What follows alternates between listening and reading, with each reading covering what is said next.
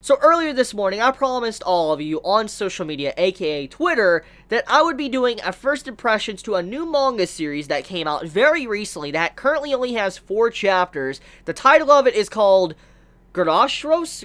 Grashros? I'm probably saying that name wrong. If I'm saying it wrong, correct me in the comments below.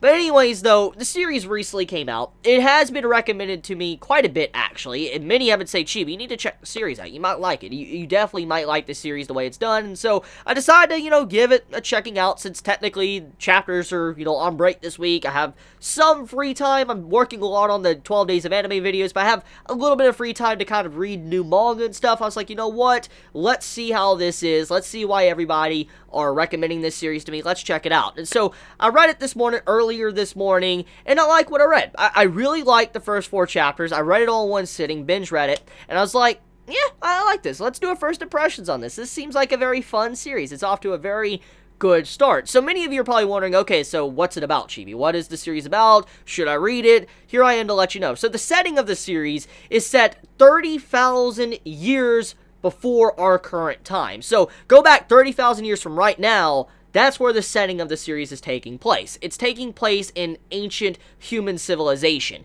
It's taking place into the point to where mammoths and stuff were still alive. That's basically where the series is taking place. So automatically, this has a very different setting compared to what we're normally used to. This is going to be a series focused around ancient civilization, but also focusing around Indians, tribe folk, cavemen, stuff like that. That's what we could basically expect. So anyways, we have our main male character called Dada. I'm not even joking, that's his actual name.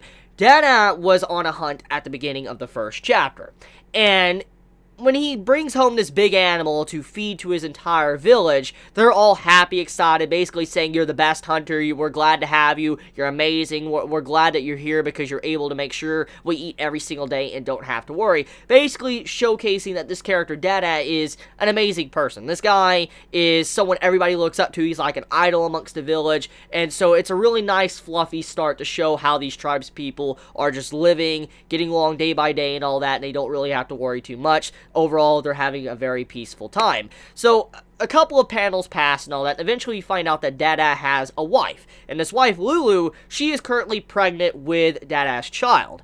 And it's a very interesting scene because the way the series opens up, you're like, whoa, the main male character, he's gonna have a child? I'm like, is this gonna be like a story to where we see a father trying to take care of his son in like ancient civilization? I'm like, ooh, this is very interesting. And so eventually, as his son is about to be born, the clan elder calls Dada over into this like secret spot in his tent. He's like, Dada, you do know that your son is going to be born on the blood moon. And when this is brought up, I'm like, okay, where is this going? Like, are we gonna get some like sci-fi, like supernatural stuff going on in the series?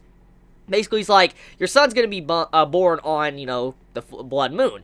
And as we know, when it comes to what our clan traditions are, if a child is to be born on the blood moon, the child effectively needs to be sacrificed, killed. And automatically in my head, I'm like, what? I'm like, whoa, whoa, whoa. You're telling me that this dude that is effectively helping your village out, feeding your village, everybody respects and looks up to this man, you're telling me that this elder has the right to go over, it's like, hey, you need to kill your child on that. I know you've been looking forward to having your child for about 8 to 9 months now, but, you need to kill your child off because this is what, the old fogies from ancient times have been saying, that if a child's born on the blood moon, you need to kill them. And so, automatically, he's like, no. Like, he will fight destiny. Like, the father, Dada, he's like, no. I'm not doing that. Let me find another way to spare my child. And eventually the dude's like, okay, fine. If you want to save your child, if you want to appease the gods and all of that, and the ancient spirits and stuff, then you must go hunt down this creature from the Black Plains, which was effectively a rhinoceros. So the dude, Dada, has to go out and hunt this rhinoceros and bring it back before sundown, for his child could be spared. And let me back up real quick to explain why the child needs to die in the first place. The reason why the child needs to die is because if a child is born on the blood moon, they are a cursed child. They basically will bring doom to the entirety of the clan, the tribe and all that. So that's why the child needs to be sacrificed. So that was basically the real reason. It's like, if you want to please the gods for, we could survive, the tribe won't be destroyed or whatever, then you need to, hunt down this, rhinoceros and bring it back before sundown, before your child is born. And so he decides to do that. Our main character decides to, okay, I'm doing this for my child, I love my wife and all that, let's do this. So he goes out to hunt down this rhinoceros. Now, FYI, rhinoceros, they're some vicious and savage creatures, okay? They're not something you could just walk up and try to fight. Back, 30,000 years ago, trying to go up against a rhinoceros, that's pretty savage. They're just yo, that's not gonna be easy. Even today, if you're to try to even stand up to a rhinoceros, you're gonna get messed up. You're legit gonna get destroyed. So seeing that scene, I'm like, how is this man gonna take this, rhinoceros down? Well, as one thing leads to another, eventually he has to give up his hand, and he has to give up his right eye just to be able to take down this creature. When he takes it back and he drags it back to camp, he manages to make it before, sunrise. So he managed to bring back the rhinoceros, and everybody seemed to be happy overall. He managed to have his child, and he's like, here we go, my child will be able to fight destiny and all that. And so basically it began the story of the series. So it seemed like overall everything seemed good. I mean, he redeemed himself, he managed to do what he could for the clan to prove that his clan wouldn't be annihilated by the cursed child that was born under the blood moon, and he decided to call his child Aku. So his child is the main spotlight of Chapter 2. And Chapter 2, it shifts over the actual perspective, the narrative, over to the child, and no longer are we following Dada. Dada is no longer the main character. He actually, from what we can see throughout the second chapter, he is someone that has now grown quite considerably weakened, because since he sacrificed one of his arms, and he sacrificed his right eye, he no longer can relatively do anything. He can't provide for the tribe. And also, his wife, Lulu, the mother of Aku, she also gave up her legs, because in the middle of childbirth, she lost her actual legs. She could no longer walk anymore. So that means that because of the birth of Aku, his parents no longer were at their peak, their prime anymore. And so, in a way, what the elder was trying to say is how he could be a cursed child. It kind of looks like. It looks like the child did curse his parents, and now everything is starting to fall apart. However, a new person is rised up, a new person is hunting for the tribe, but it seems like overall that, Aku's family, his father and mother, they're no longer really wanted. They're not really cared for anymore. People keep them, secluded away from the main village tents, which just shows how much has changed in the span of a couple years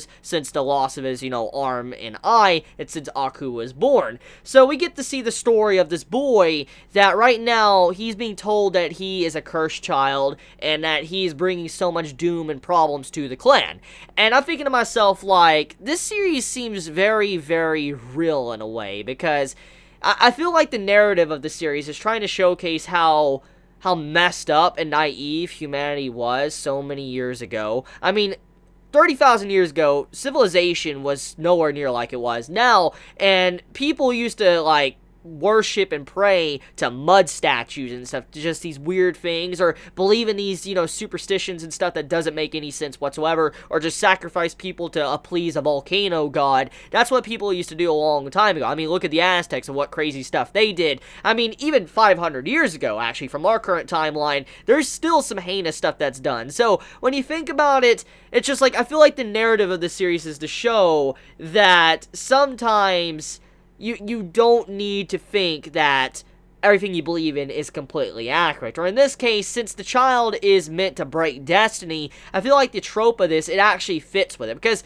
overall, a character breaking destiny, fighting against destiny, is not something that is, uncommon. It is something we see quite often in literature and all of that. And so when you see how this child has basically been born to fight destiny, you're like, okay, so it's one of these type of stories. However, it fits perfectly in with the narrative, because the narrative is set 30,000 years into the past, where people believed in anything. They believed in, volcano gods. They believed in sacrificing people for it could rain and stuff. And so because of that, you could see, this child fighting destiny. It makes sense, because if the child proves that he's not cursed, he's able to bring glory to his clan, it shows that, he has broken destiny. And I like the way that's done. It feels logical. It makes a lot of sense. It won't feel like it's just out of nowhere to support the character, because, in all honesty, stuff like, rain god, sacrificing someone to a rain god and stuff, that doesn't make any sense at all. So seeing how he's going to be able to fight Destiny and all that, and that's where the story is going. I'm looking forward to it. So one last thing before I end this video, though, we also have it to where the name drop of the series on the 4th chapter, apparently, Grashros is actually a mammoth. No joke, it's legit a mammoth, so that's cool. So we're going to have mammoths in the series, and we're going to probably have it to where humanity first tried to really hunt mammoths down. Looking forward to it. So let me know your thoughts in the comments below. How do you feel about this series? How do you feel about, Grashros? Do you think it's a series worth your time? Let me know your thoughts in the comments below. Love you guys. If you enjoy my content, please subscribe. If you like this video, please leave a like. Love you guys. Please be safe. Chibi out.